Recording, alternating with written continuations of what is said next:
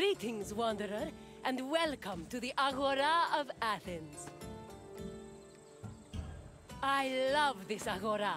Where else could you find a common fish merchant and an extravagant jewelry seller within a few feet of each other?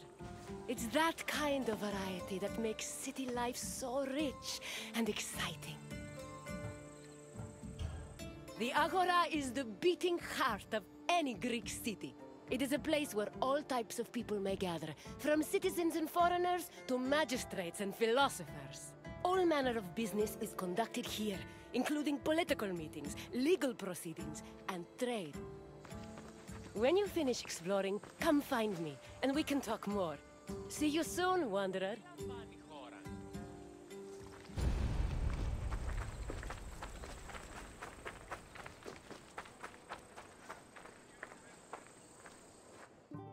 The Agora was the civic center of Athens, but it wasn't only frequented by politicians and city officials. The area housed a market where people could purchase food and other goods from merchants. It was also frequented by philosophers, who used the public space to establish schools and pass on their teachings to students. Religion had its place as well. Temples dedicated to Hephaestus and Apollo were located in the Agora, along with the altar of the 12 gods and the monument of the eponymous heroes.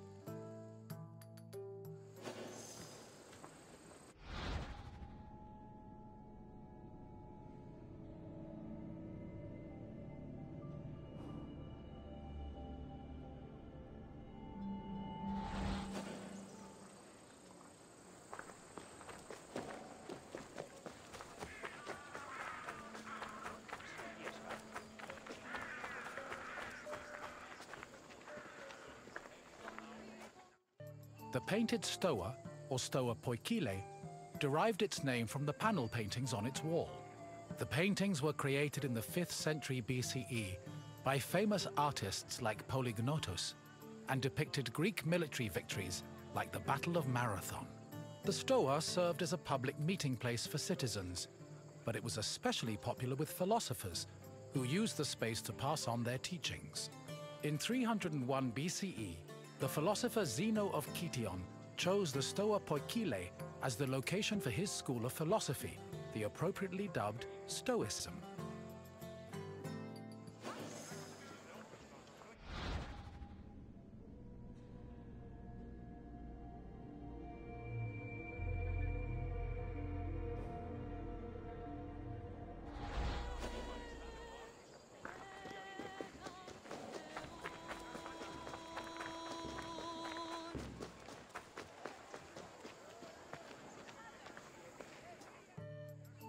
Trade in the Agora was supervised by magistrates.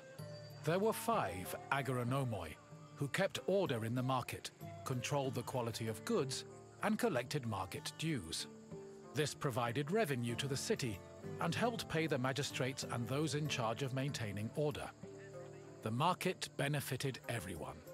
Customers bought what they needed, merchants made their living, and city officials received the money they needed to keep the wheels of democracy turning.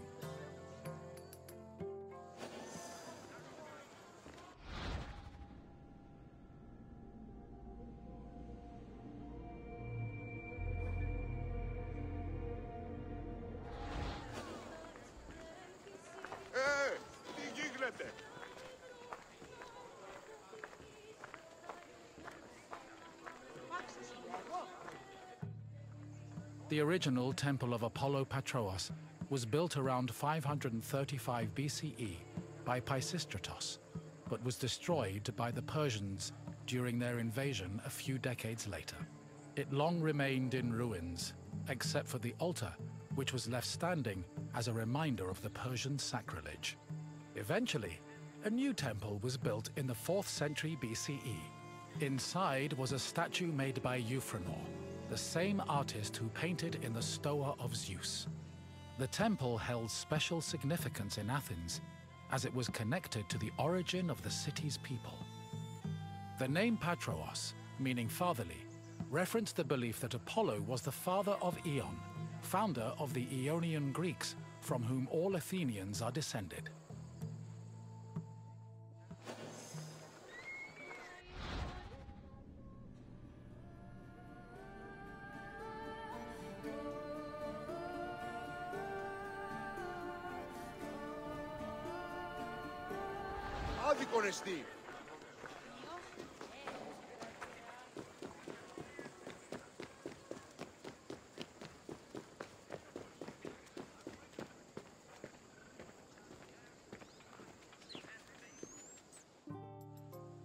The Temple of Hephaestus overlooks the Agora from the Colonus Agoreus hill. Today it is one of the best preserved temples in Greece, owing to its conversion to a church in the Middle Ages. But while this transformation preserved the structure, it also damaged the surrounding sculptures. The temple was dedicated not only to Hephaestus, the god of metallurgy, but also to Athena Ergane, goddess of arts and crafts. Nearly every part of the Hephaestion was lavishly decorated with depictions of famous mythological events, like the labors of Theseus. The Theseus scenes gave the temple the nickname Thesion, a name that lives on today as a city district in Athens.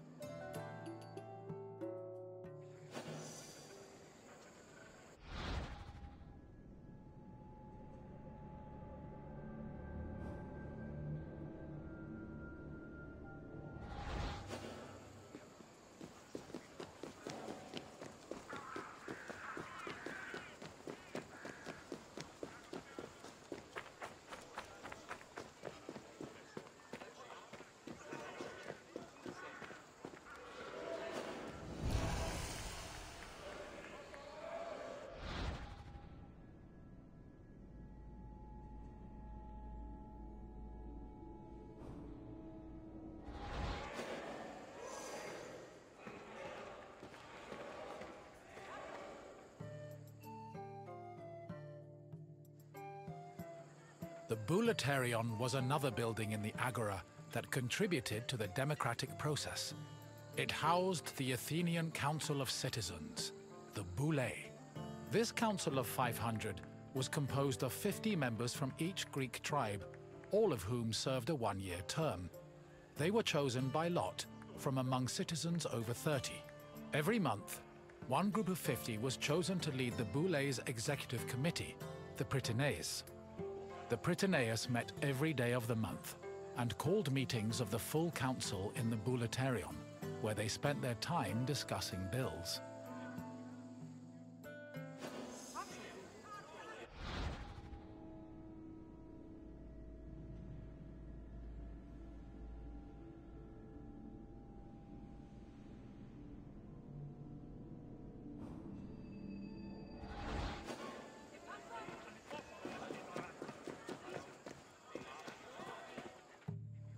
The Prytaneon was one of the most important buildings in the Agora, as it was the headquarters of the Prytaneis.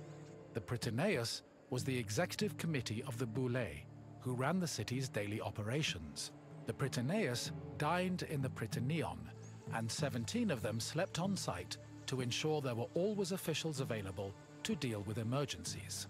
The Prytaneon also housed the official weights and measures of the city.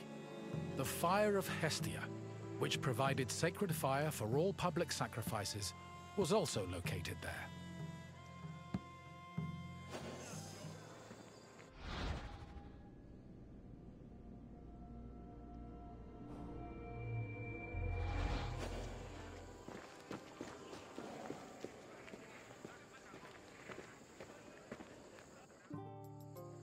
The Heliaia was the most important court in Athens, and was presided over by a group of judges called Heliasts.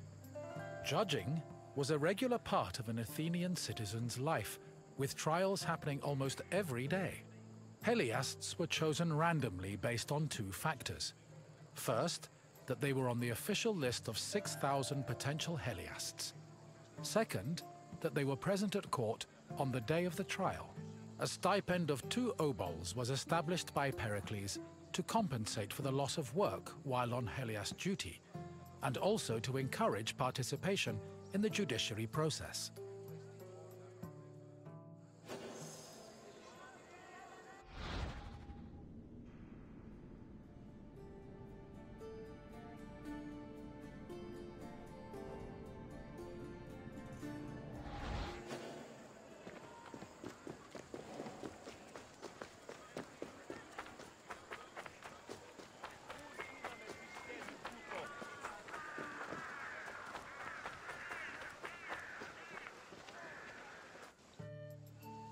In the Agora, an Athenian could buy and sell many different products.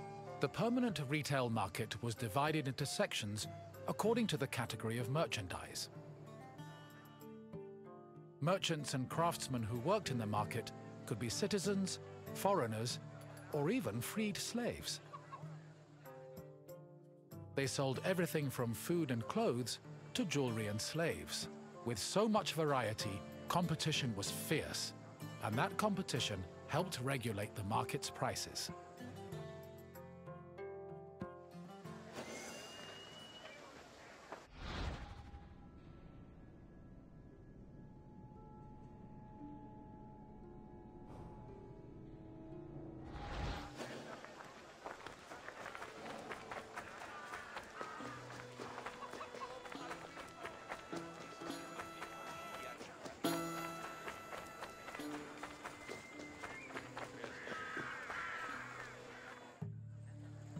The Heliaio wasn't the only court in Athens.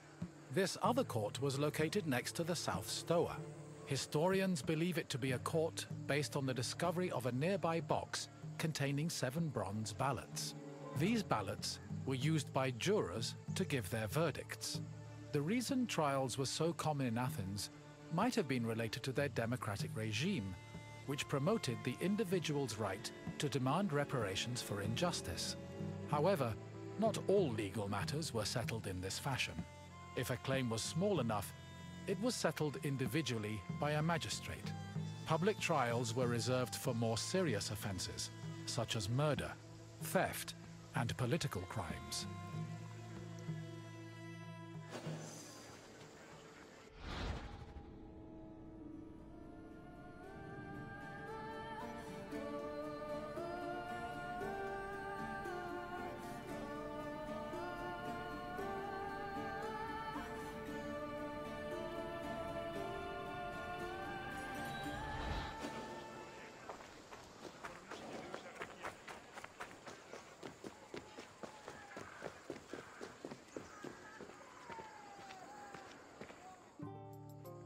The mint was where the city made its coinage. It is believed that Athens' mint was in the city's Agora, as modern excavations have turned up small disc-shaped pieces of metal used to make coins. Much of the silver required for minting coinage came from the Lavrion silver mines. Athens was so dependent on the mines that when they lost them during the Peloponnesian War, the city was forced to melt down a gold statue of Athena to mint gold coins and avert a monetary crisis.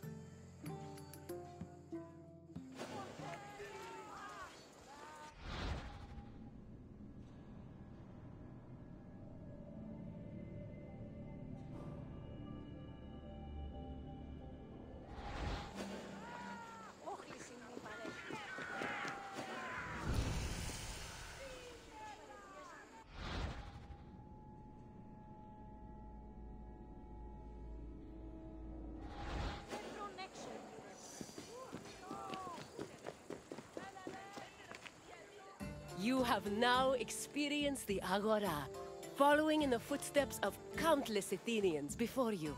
I hope the trip has impressed upon you how important this place was to trade, politics, and law. If you have any questions, don't hesitate to ask. Very well, let's begin.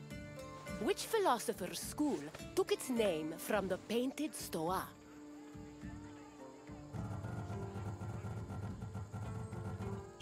Socrates was one of the greatest minds in Greece, but there are no records of him teaching at the Painted Stoah.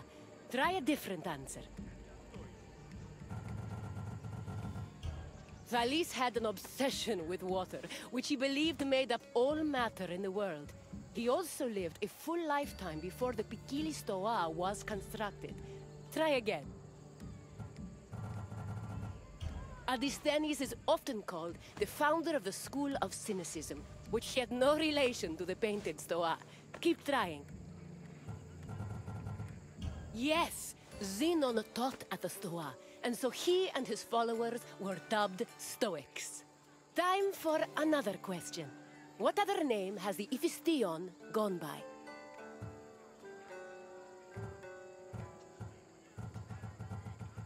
Correct. The name was inspired by the scenes showing the hero Theseus, which decorate the temple.